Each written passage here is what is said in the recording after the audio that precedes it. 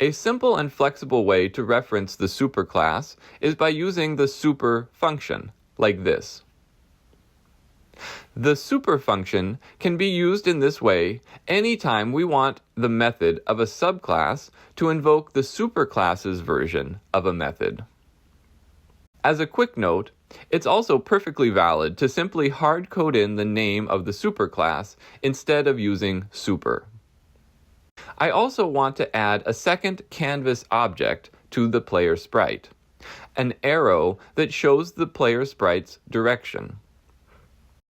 This bit of code, self.arrowCoordinates, refers to a method that doesn't exist yet. So I'll create it. This method returns the 2 points to use for the direction arrow. These points are needed when the arrow is created and whenever the direction changes. I'll add some code that will power the game's animation and call the player sprite's forward and turn methods when the arrow keys are pressed. At this point, the sprite seems to run away and leave the arrow behind.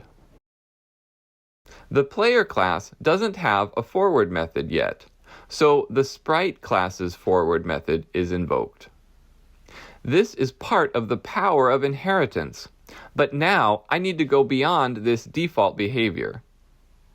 I can define a forward method in the player class, and it will override the superclass sprite's forward method.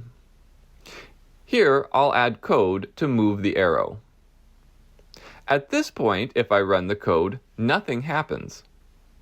This is because the code that updates the sprite's X and Y attributes lives in the sprite class's forward method, and the player class's forward method is now overshadowing it completely.